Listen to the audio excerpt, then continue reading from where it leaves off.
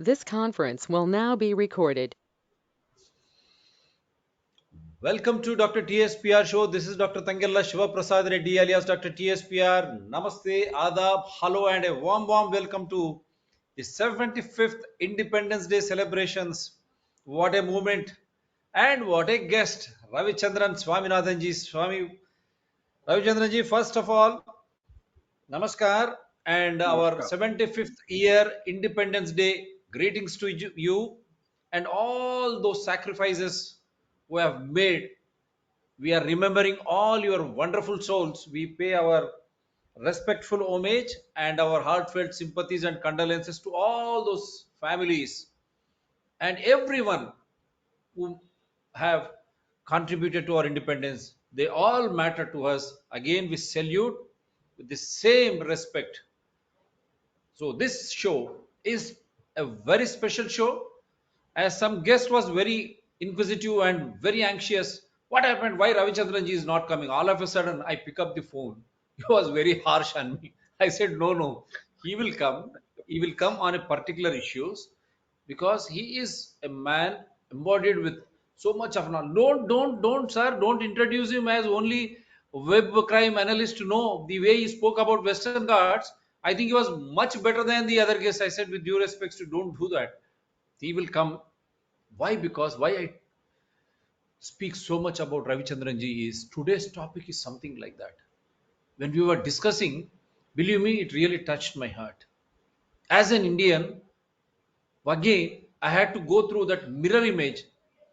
I am a true independent Indian now. Has my independence allowing me, will allow me to enjoy my life, my constitutional rights, my right to life, right to speech, right to expression? Can I live without fear and favor, or am I being shadowed? Am I under surveillance? Are my rights gone? On this occasion, when they said Amrit Mahotsav, do whatever you feel like. Janda uncha rahe amara, we have done. So with respect to the same janda, flag, all the sacrifices, the Independence Day celebrations across the country, across the world, this show we are dedicating to all such Indian citizens who respect their freedom, their independence. You have every right to prove us wrong as usual. Ravichandranji, before I present your PPT, I would love to show some things how this show is going to be. Before that, few words on this occasion.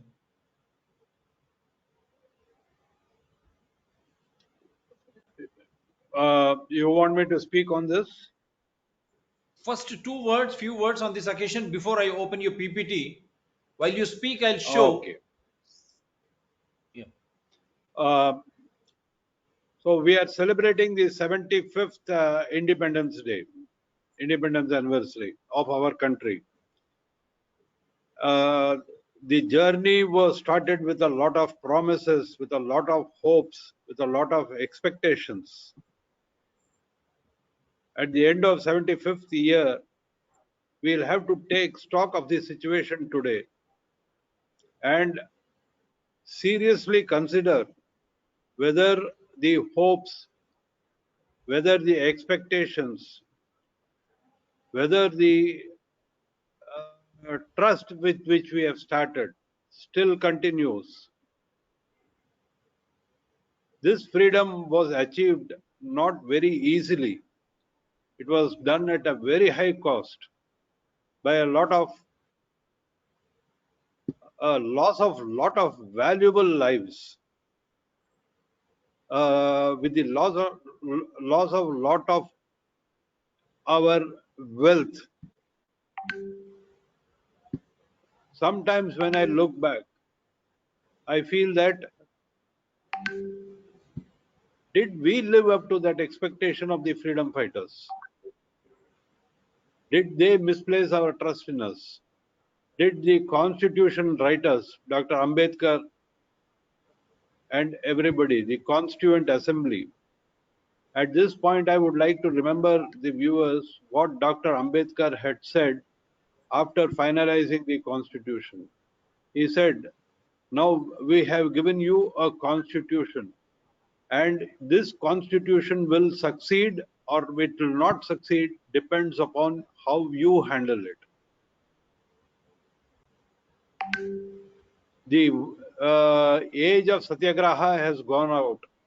Today you have got your own government, and now how you use it, how you misuse it, how you abuse it is in your hands. It is for you to make this constitution succeed or not. And let me tell you, the constitution which was written by all those constituent assembly people, including the 15 women who are present in the constituent assembly, is truly a remarkable book. One should go through the Constitution of India as well as the commentary on it by Mr. Austin. No other country has got a constitution like ours.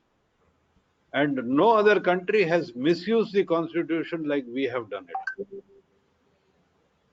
And this is what I would be talking about. And I thank Dr. Reddy for giving me this opportunity once again to expand my views on that. 75 years of independence, illusion and reality. This is what we are looking at today. Over to you, Dr. Reddy. Yeah, because I have shown the preamble of this channel and this topic, how our rights are being subjugated to favor only a few, as is happening in US, Europe. Few rich, neo-rich who can control the polity Indian political system, who can control every citizen by laying their hands on right from agriculture to the science. So in this regard, I place my heartfelt gratitude to Ravichandran ji for having come out with such a wonderful presentation. You will enjoy this topic. Yes, Ravichandran ji, the screen is yours now. Thank you, Dr. Reddy. So let me start out with one thing, the preamble to the Constitution, where it is we, the people of India, who have come together to give ourselves a constitution, to constitute a country into a sovereign socialist. I am leaving out the word secular because the secular was not there in the original constitution.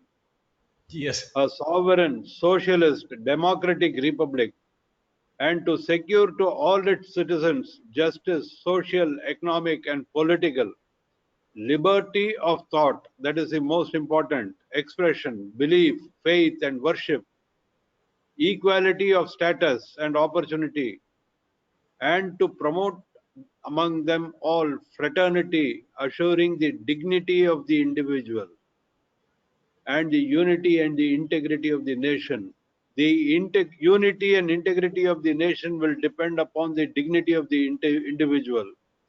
If the dignity of the individual is removed, then there is no unity, there is no integrity, there will be no nation.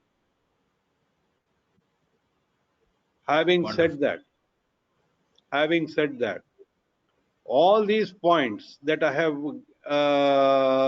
the preamble to the Constitution mentions, liberty, thought, expression, belief, faith, equality, fraternity, dignity, these are all part of a primordial rights. Primordial rights means rights with which we are born with, which nature has given, which God has given us. It is a God-given right. Initially, people came together to form tribes, families, clans, and these clans grew up into tribes. Tribes grew up into states, kingdoms. Kingdoms joined together to form the national state. Now, as I said, every person is born with certain inborn rights. The right to sustain life. Can you go to the next slide, please? It is a right to protect my life. It is right to pursue my life. It is right to sustain my life. without hindrance, with dignity, and the right to remain alone, that is the right to privacy. Among the other rights are the right to think and the right to reason without being unduly influenced, without hindrance, without being compelled to think in a particular direction. These are the most important rights, primordial rights that has been given to us as a living human being. Now, when we came together and formed, please remember, I am repeating it once again. We, the people, came together to form the nation. It is not that the nation was formed and then the constitution was given to us. No. It is we came together and we adopted this constitution after debate, after deliberation, after discussion. And we decided that we will form a country called India. It is we, the people, who have decided. And when we formed the country called India and gave ourselves a constitution, we gave some of our primordial rights, our natural rights, to the government, to the central authority, so that they can use these rights which have been given to them to maintain equality, to reach the objective of the constitution. Or in other words, we have surrendered some of our rights, not in perpetuity. Please understand, it is not in perpetuity. It is not that as though we cannot take it back. Yes, we can take it back if the people join together and said, this government is not worth giving these rights. So we should take it back. These rights have been given to the government by the people. Again, I am insisting, these rights have been given to the government by the people. The government does not own these rights. The government is only a custodian of these rights. They cannot arrogate themselves to the ownership of these rights and change it as they wish. These rights are part of the preamble, and the Supreme Court itself has said that these are non-negotiable, immutable, and this is the bedrock on which the Constitution is raised. If you choose to rock the foundation, then the Constitution will collapse. Wonderful. That every viewer must understand at the 75th year of our independence. It is independence. We have replaced a foreign ruler with ourselves, with our own rulers. And if our own rulers do not come up to the mark, then we have the right to change the constitution and to change the ruling pattern also. That depends upon us. And unless we are very sensitive, we are knowledgeable about what our rights are, and along with the rights, what our responsibilities are. Without these, we cannot make any change. There is no point in blaming this government did that, that government did this man did that, that man did that. At the end of the day, we, the people, are the ultimate arbiters of our own future.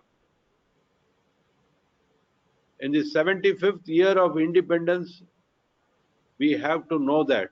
And if there are people in this country who are not aware about their rights or responsibilities, then we have failed as a nation.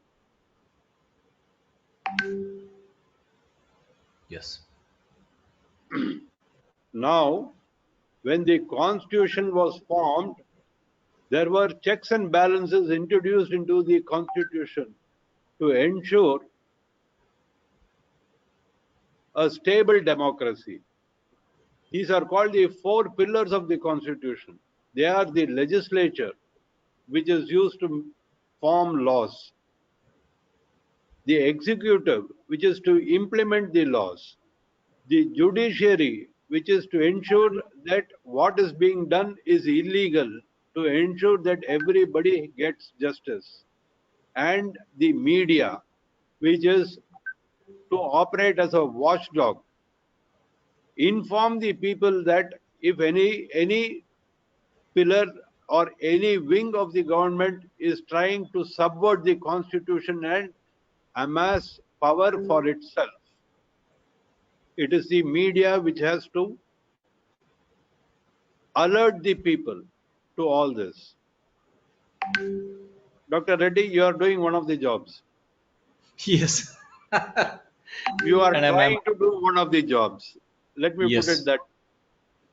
one of the jobs. Yes, I'm honored to have wonderful guests like you and this independent platform of DRTSPR channels, which includes DRTSPR, Citizens DRTSPR, Environment People DRTSPR, has been hosting these live shows on an independent plane wherein people or the wonderful guests like you all can express freely with freedom on any given issue. Yes, sir. I'm honored. Channels are very much honored. Again, Dr. Reddy, you are trying to do it. I am using the word trying deliberately Yes. because there has been a lot of obstacles being put in your path also. That also I am aware of it. And this is the exact reason why we require an independent media.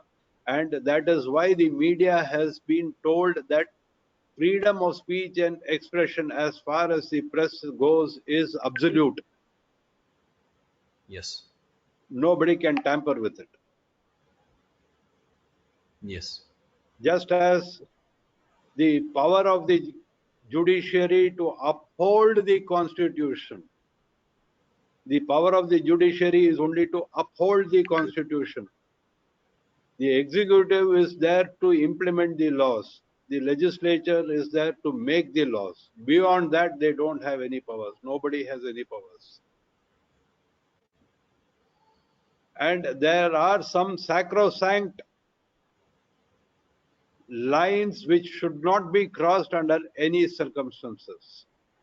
Now, over these past 75 years, we have seen several times these lines have been crossed, recrossed, and crisscrossed, with the net result that the very purpose of why these four departments or four pillars were kept separate, independent, the reason has been lost. And this has been done because the people of India have not been alert to their responsibilities. They have been talking only about their rights, but they have not been talking about their responsibilities. The first responsibility is to elect capable people to the legislatures. This is where the people failed. I am quoting a former Central Vigilance Commissioner who explained the position. If 153 members of parliament who are facing charges or have a criminal background can decide what laws can be framed for this country, then becomes axiomatic that it is legal for a man who is a criminal background to be appointed in the executives and no questions should be asked. If we elect people with shady backgrounds, with criminal antecedents, with history sheeters to the parliament, these people are going to make laws. Then what is wrong in appointing a criminal to become a collector or a secretary or a big bureaucrat in the government? So who has failed whom? The people have failed this constitution by electing people, history sheeters, criminals to the parliament. And this is the first step where the constitution has been subverted. The executive is called the iron pillar. the iron framework on which the administration of this country was run by the Britishers. And as long as the Britishers were here, they ensured that this iron framework was in a working order. But after independence, what has happened? This iron pillar has become rusted. And why it has become rusted? Because there has been a climate of corruption, nepotism, and reservation. I am using the word reservation here also because people who have the capacity, people who have the capability to create policies, to create wealth for everybody, to take the country in the proper direction, they have not been given the opportunity to serve this country. And that is why they have gone out of this country and they are serving other people. And that is a matter of considerable shame. When I talk about reservation, the constitution said that for 10 years these reservations will exist. And after that it will go. It will be reconsidered.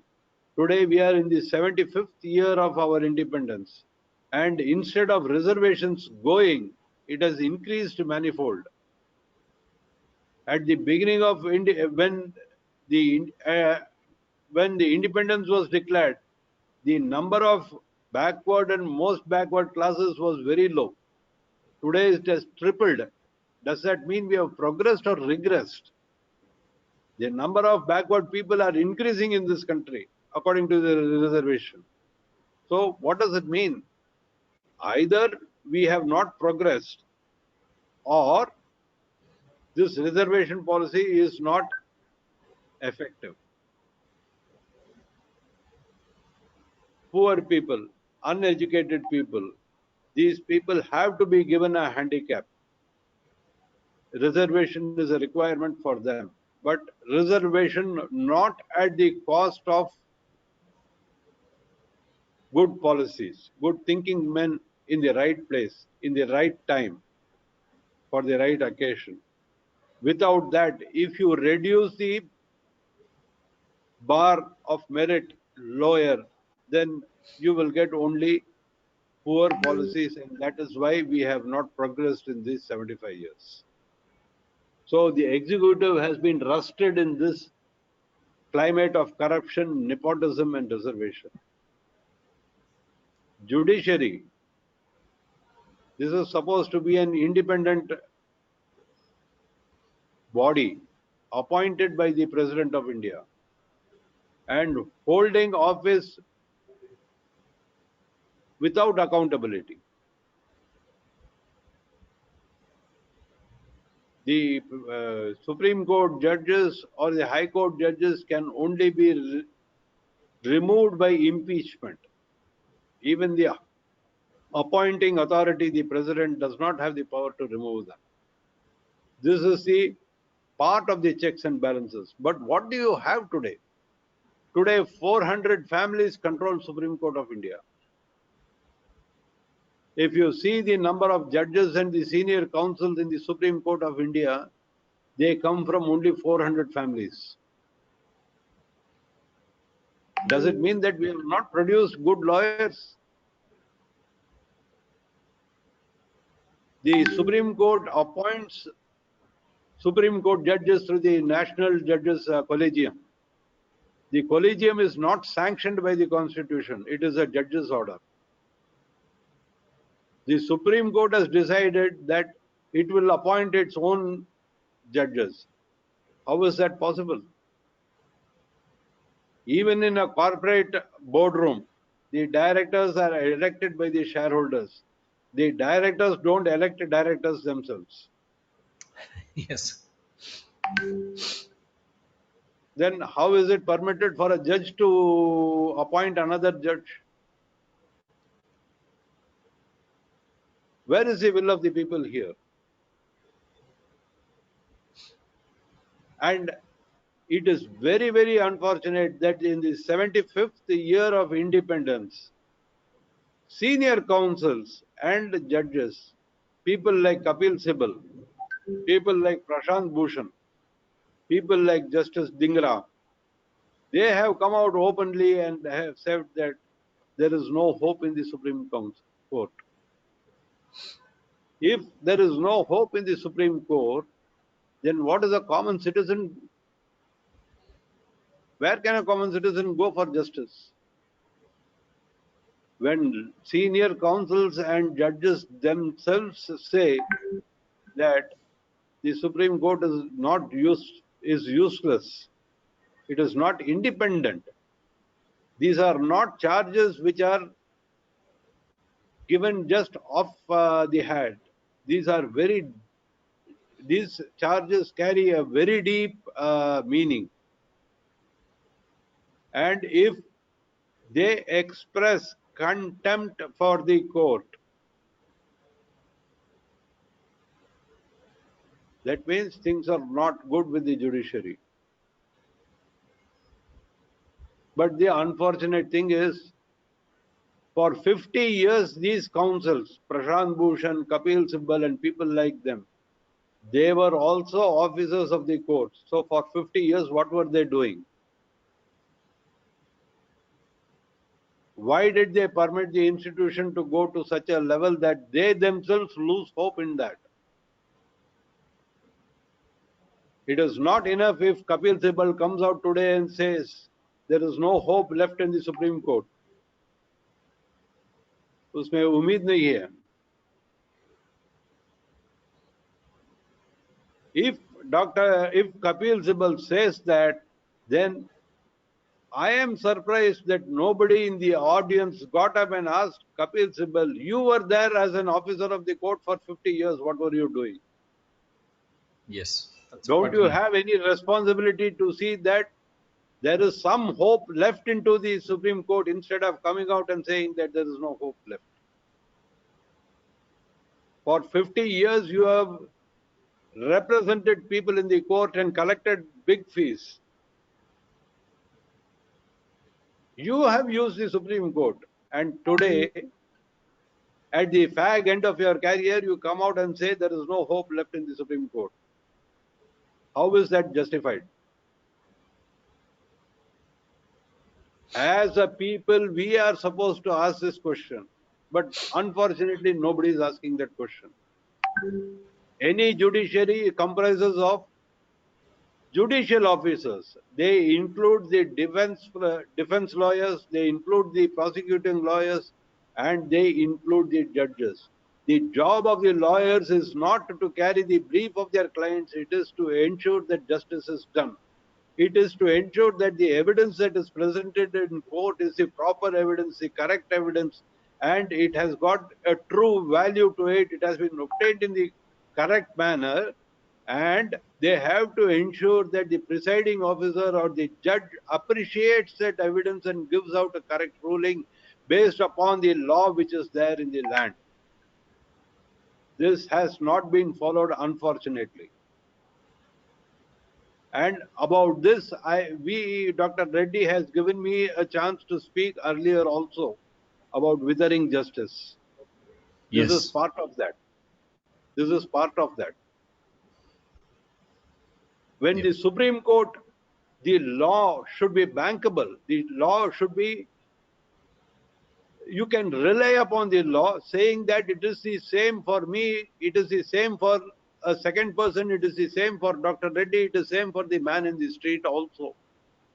The interpretation of the law should be the same everywhere, starting from the magistrate's court right up to the Supreme Court. But what do we see in this country? There is an interpretation given in the magistrate court which is overruled by the High Court, which is overruled by the Supreme Court, which is overruled by the President. Then which interpretation is correct?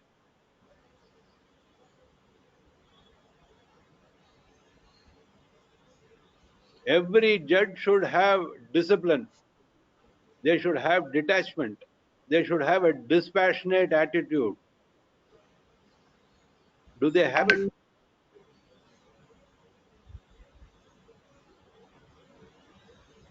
I think judiciary did enjoy such freedom in 75 years, from magistrate to Supreme Court, various decisions. Yes. They themselves, though I think that is the only way they have enjoyed. That's the only thing that they've enjoyed. And You pass one at what order. cost? Yes. At what cost? Suffering justice. Yes. Equijustice. Today, if a person in Trivandrum or a if a poor man in Kanyakumari or Trivandrum wants to go to the Supreme Court to fight a case, do you think he can afford it? It will cost him 5,000 rupees to 10,000 rupees just for traveling purposes. What is Yes. the purpose of the Supreme Court if we are not able to reach it for justice?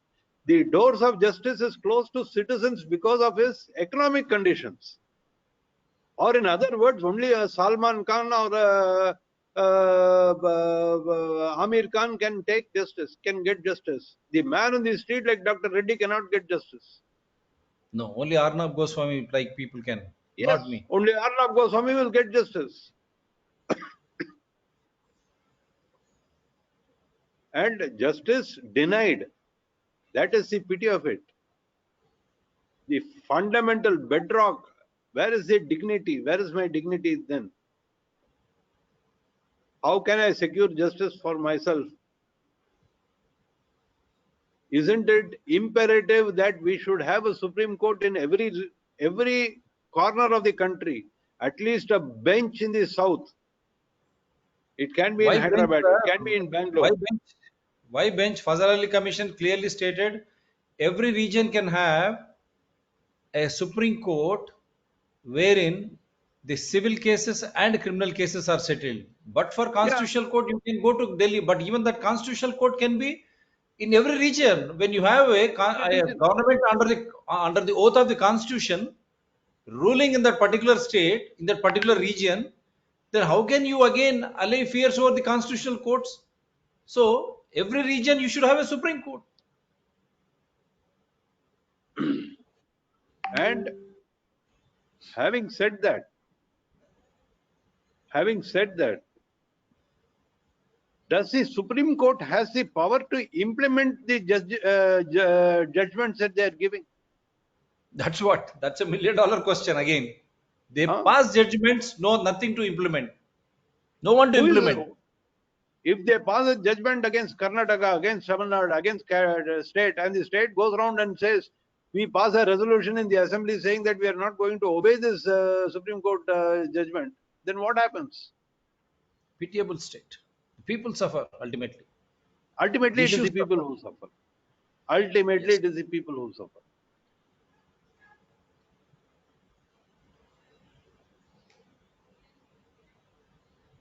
Yeah. So, the judiciary, the problem with the judiciary is this. And what about the judges? Is there any, they should be very, very economical with their words. They should think twice before talking because their word carries so much of weight. And we have seen that there is the same law is misinterpreted deliberately in the case of one person and favorably in the case of other person in a matter of days. How is it possible? And in the same court, how is it possible? And coming to the media, with due respects to Dr. Here Reddy, also, no, no, here also in judiciary, you have seen so many innocents, including journalists, have been picked up overnight as if they are terrorists. They have been presented before the magistrate or judge late in the night, midnight, and judge doesn't or magistrate doesn't even listen to the one who has been arrested so illegally. Such a, I don't correct? understand the freedom of expression. It's there only for judiciary in the 75 years, right from magistrate to the Supreme Court Supreme Court, opens even midnight also. They take cases against terrorist bomb blasts who have gone, but not against the common man. When common man is not against the jailed, common man. justice is denied, he is not allowed. You have seen that 1912 amendment, the Criminal Procedure Act amendment, which we have done, how the state has been given full powers. Supreme Court or the high courts, who are the custodians of personal liberty, they don't speak. Where is the neutrality, independence of judiciary? There is no neutrality then. Yep, 75 And years apart of independence. Dr. Reddy, you are talking about courts opening at the night. I am telling you, for the ordinary citizen, the court does not open for 20 years. 20, that's what. Free some One from under Hyderabad or from trial. Kerala, I can't go to Supreme Court. As you rightly Ah, said, economical. At the same time, how can I hire a advocate with such huge cost? And even if oh, I hire after selling something, can my case be listed? And how long I should stay in Delhi? And how many times I should make a trip from south to north? Absolute. I and should say, I'll I give should you not be three using the examples. word, but 75 years of independence, still a common Indian citizen is dreaming of equijustice. It's Munna Lal pitiable. का हसीना मुन्ना लाल का हसीना सपना. Nalal ka Hasina Sapna. Yes, rightly said. Yes, Three cases. I'll give you three cases. First yep, case is Navjot Singh Sidhu.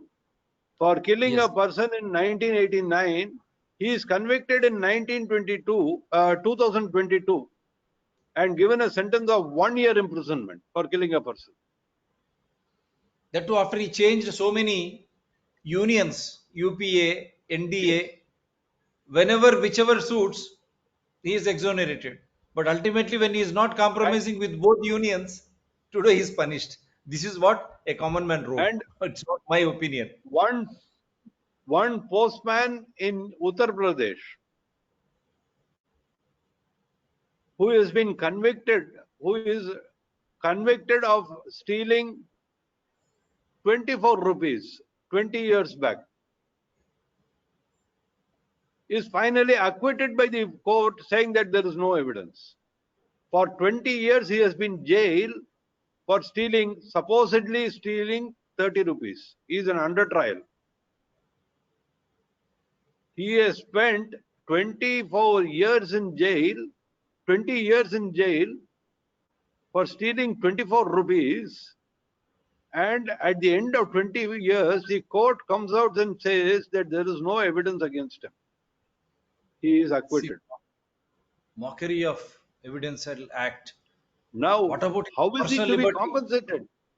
And who is going to be held accountable for it? The judge who put him in behind bars in the first case, the High Court which did not take cognizance of the complaint, or the Supreme Court which sat on the papers for 20 years.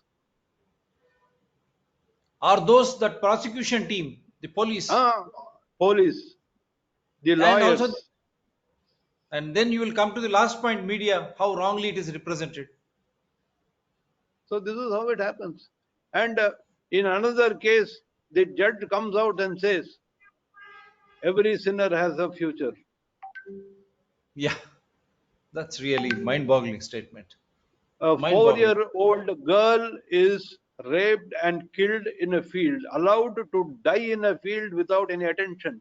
It is unimaginable. A 4-year-old little baby girl is raped and allowed to die in the open field. And that man is caught and given life imprisonment. The Supreme Court comes out and says that that man has got a future. Therefore, it should not be life imprisonment, but it should be 20 years. And they have reduced it to 20 years with the possibility of releasing him before that also if he on good behavior. What about the rights of the baby girl? What about the rights of the victim? Is it justice for the accused or justice for the victim? For who? What purpose is the courts for arguing? For the accused or for the victim? Today in our country, I'll put it very clearly. Today in our country, the victim is the accused. The victim is the accused.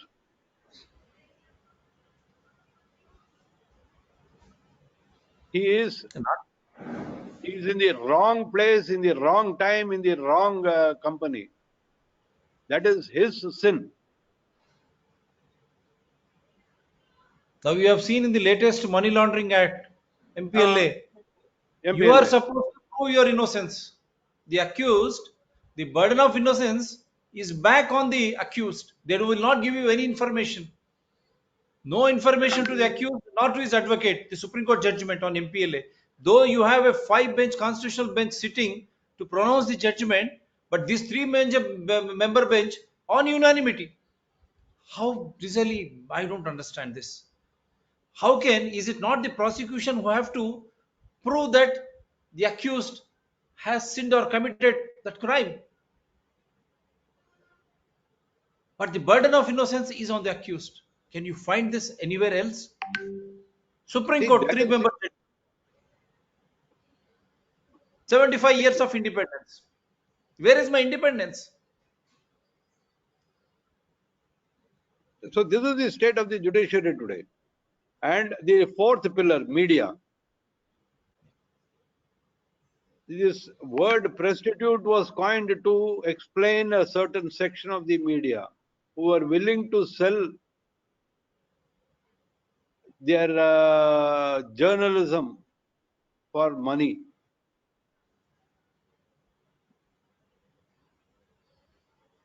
Very sad state. Very sad state. When all the four pillars are working against the country or against one another, what is the meaning of independence?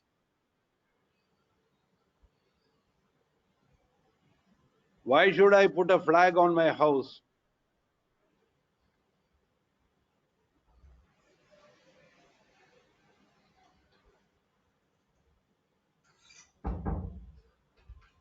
Now,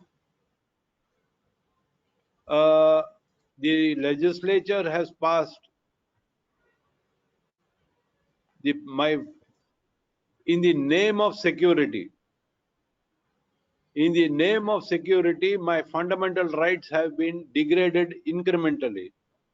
And this is what I was afraid of. I had written in my book, Right to Privacy and Data Protection Act.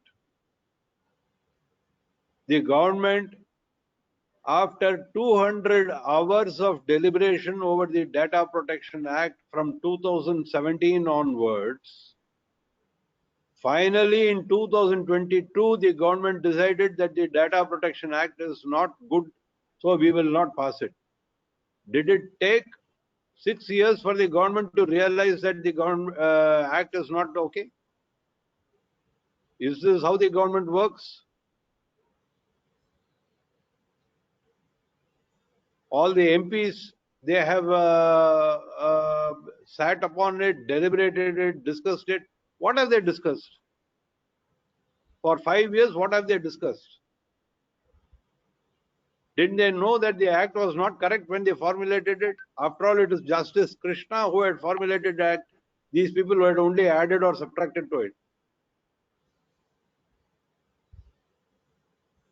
And in that book, I had mentioned that our right to privacy,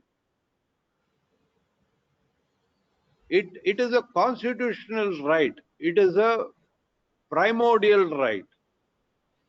For example, the right to freedom of speech and expression. The media was given the right to freedom of speech and expression, absolutism. It was absolute.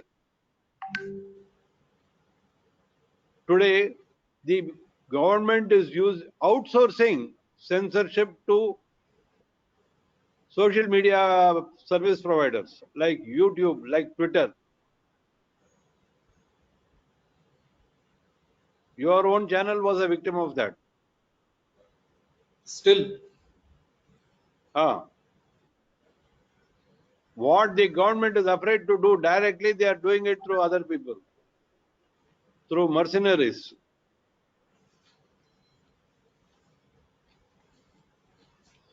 A very sad state. And right to property, this was removed in 1970s. Right to equality was removed by reservations. The right to free movement. Yes, just 2 days back, the Central Board of Indirect Taxes and Customs, they have issued a notification telling all airline service providers to give details about all passengers who are going abroad from India or coming into India from outside the country 24 hours before their flight departs.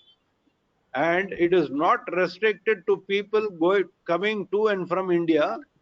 It also extends to transit passengers. A foreigner coming from Singapore, traveling from Singapore to Europe, say, has got a stopover flight at Delhi, even his details are to be shared. To what purpose? And European GDPR says that information cannot be shared with any country who do not have a compatible Data Protection Act. Most of these airlines have got their servers in Europe. How can they share that information? Because we don't have an act. The government has thrown out that act. The government has not even passed that act. So how is how are the airline service providers going to comply with the notification issued by the central board? And even here, the government agencies already have powers. They can issue a lookout notice. They can issue a directive to all embassies to give information about people who are applying for visas. They have got access to bank accounts. They have got access to everything. Then why should the airlines service provider give all this information to the government? If the government is feeling that somebody is trying to escape economic justice and trying to run away from India, then all that they have to do is name him and get the details of every individual. Why should they generalize it and take the information of every Indian or every foreigner or every traveler? Does this What happen is to the point? Indians flying to America via Europe, London, or via Middle East? Anybody? No, no. If Indians are flying via Middle East, Dubai or Sharjah Okay. Yeah. or Muscat or Europe, whether it is Germany or UK, London, Uh, do we need to give our this you data? don't have to you don't have to give the data. The airlines have to give the data to the Indian government. No, no. When I am traveling, no, no. Does even UK government and Middle East governments they do ask such type of information? Because They ask for my specific flight doesn't information. fly direct. It has to No, go they via ask for specific, no, they don't ask for information unless you are on their radar. Unless they have suspicion about you particularly. So when Only I am then there they in the can ask airport, information. when I am there in the airport, no problems. When I am flying, Even when you are flying, let us assume that you are an Indian who is flying to America via UK. hmm, Now, if the UK government has got a suspicion of some illegal activity from you violating English laws, then they can name you personally and get information about you from the airline authorities. But they okay. can't take information about every passenger on that plane. Then what What is the will the purpose? government what will What the government do? No, no. What will the government do with the information of a 5-year-old baby? According to this law, even that information is to be given to the government. Are they thinking that the 5-year-old baby is going to commit is an economic offender?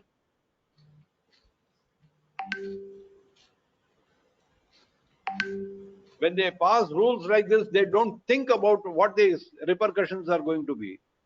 And this is unfortunate thing is this is affecting my freedom of movement, which is a fundamental right.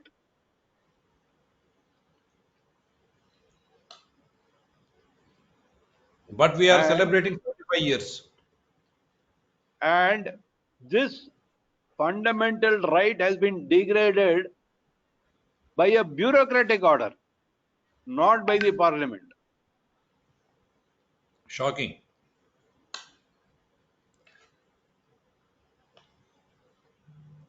See, they are growing bigger than their shoe. They are supposed to be public servants. Now they are trying to boss over international arena. And what about your amendment to the CRPC, where a head constable can take details about your DNA, fingerprints, your medical records? These are all sovereign properties which belong to me. How can a ordinary person like a head constable take it when even a cyber crime is to be investigated by an inspector or a DSP? What happened to my right of privacy? This is a degradation of my fundamental rights. And this has been going on in this country, and more so in the last few years. And the way that the government has discarded the Data Protection Act has got its own repercussions, raises some suspicions about the intention of the government. Are we going into a police state or a state of surveillance by holding the threat of terrorism and security over our heads? Are we being forced to compromise our personal data under the threat of security or under the threat of terrorism? Should we accept it?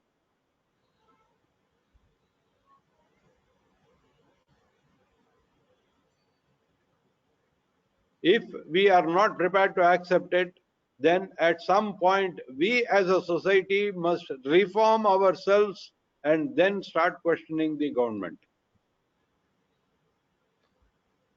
Without reforming ourselves, we cannot question the government.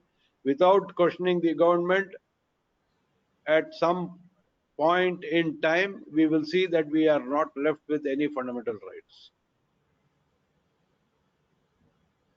We will also become another China. Big Brother is watching you 24/7. What a way. Wonderful. Wonderful.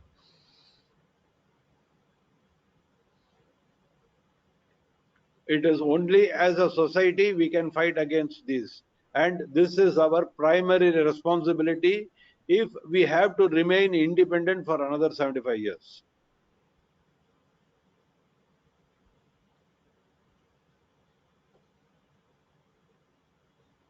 Yes, we have got certain rights. We have also got certain responsibilities. And in this 75 years, we have seen how some of the articles in the constitutions have been misused, which has been abused. So it is time in the 75th year, should we rewrite our constitution to reflect the new situation, new conditions.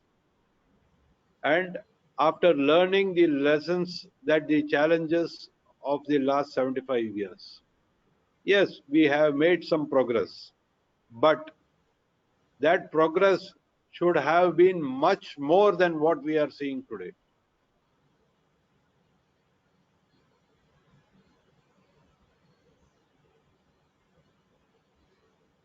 Wonderful. Hats off, sir. Salute you. Such meaningful and an orderly presentation on what is happening, what should not have been happening, and why this is happening. Such beautiful presentation. Hats off to you, Ravichandran-ji. Spellbound. That is why your comment, is India going to be a police state? Is India going to be in the footsteps of China? Or should we rewrite the constitution after learning all these draconian laws of late and before, which threaten the very fundamental right of a citizen, Indian citizen. सो आजादी का अमृत महोत्सव, क्या हमारी आजादी इस तरह छीना जाए कि भारत एक चाइना जैसा देश बने, एक पुलिस राज्य बने, जहां कानून की कोई, संविधान की रक्षा ना हो, कहा हम मेरा हक का उल्लंघन हो. ఇదే నా 75 సంవత్సరాల మన స్వతంత్ర భారతదేశంలో మనం జరుపుకునేటువంటి అమృత మహోత్సవం, మన ప్రాథమిక హక్కులకు ఉల్లంఘన, మన రాజ్యాంగ ఉల్లంఘన, మన హక్కుల ఉల్లంఘన, తద్వారా చట్టం కేవలం చుట్టం అయిపోయిందా, చట్టం కేవలం కొందరికేనా, ఈ విధంగా ఇది పోలీస్ రాజ్ దిశగా చైనా దిశలో పోతుందా? ఇప్పటికైనా మనం మన రాజ్యాంగాన్ని తిరిగి రాయాల్సినటువంటి పరిస్థితి ఈ 75వ సంవత్సరం స్వాతంత్ర్య దినోత్సవం జరుపుకుంటున్నటువంటి వేళ ఆలోచింపజేయదగినటువంటి విషయమేనా? ఒకసారి ఆలోచన చేయండి. ఏ విధంగా మన హక్కుల ఉల్లంఘన జరుగుతూ వచ్చింది. చట్టం చుట్టమైపోయింది కొందరికి, సామాన్యుడికి చట్టం, అదేవిధంగా న్యాయం కనుచూపు మెరలు లేనటువంటి పరిస్థితి. 80% మంది ఇంకా జైళ్లలో, వారికి బెయిల్ రాని పరిస్థితి, విచారణ జరిగినటువంటి పరిస్థితి మగ్గుతున్నాం. ఆలోచన చేయండి. 75 సంవత్సరం చాలా బాగా చెప్పారు రవిచంద్రన్ గారు. आप सोचिए 80% जो लोग जेल में हैं, क्या उनका सही तरीके से कोर्ट में विचारण हुआ? ना बेल, ना घर, लेकिन जेल में. क्या यही है हमारी कानून और संविधान और हमारी हक की परिरक्षण? Is this the way we should survive? 80% of them still under the jail, in the jail, without trial, without bail. Neither they go to home nor they have freedom, but in jail. Genuine cases. Now you have seen a Money Laundering Act, new Supreme Court. Supreme Court is doing this now. The burden of innocence to be proved by the accused. They will not give you any information to the accused nor your advocate, but they are asking you to prove. Is this the way a constitutional court should come to the rescue of a citizen when the lawmaking bodies, legislature, or those to implement, executive, or those pamper their own media, when they clearly doesn't come to the rescue of the personal liberty of an independent Indian citizen? If it is not judiciary, then who? Now, is it a time to rewrite the constitution wherein equijustice and the poorest of the poor get the justice in a proper way, in a dignified way, as enshrined in the constitutional preamble, very clearly spelled out by Ravichandran ji? This is what very good presentation on the occasion of the 75th Independence Day celebrations. Are we going to become a police state? Are we going to become another China, subjugating our fundamental right to life, freedom of speech and expression, property, and all they will come later? And he has clearly spelled out how year after year the fundamental rights were taken away from you, restricting an individual, a citizen. Is it what? For what we are been celebrating? We are celebrating 75th year of independence. Your passing comment before we say bye to all these wonderful Indian citizens around the world. How would you like to sum it up? I think you need to your audio, sir. Yeah. I switched it on. All that I can say is, at the end of 75 years, yes, we have made progress, but the progress is not sufficient. That progress cannot be measured by material terms. Spiritually, have we progressed? Have we progressed mentally? Have we reached education to all sections of societies? Have we reached a decent standard of living to all sections of societies? I don't think so. The productivity, the product of this country, the resources of this country are being increasingly cornered by few families, few corporates, a few industrialists with the active connivance of the politicians. Is this the independence that we are looking at? I want every Indian in India and abroad to think about this. You will have your own opinion, you will have your own views, but now is the time to put it forward. Now is the time to raise your voices, and if you feel that some injustice is being done, then please raise your voices and make it known that you are not in favor of it. Otherwise, people, just as Germany lost its freedom to Hitler in 1930s, just as the Russians lost their freedom to Stalin and Lenin in 1920s, we will also lose our freedom. And at that point, there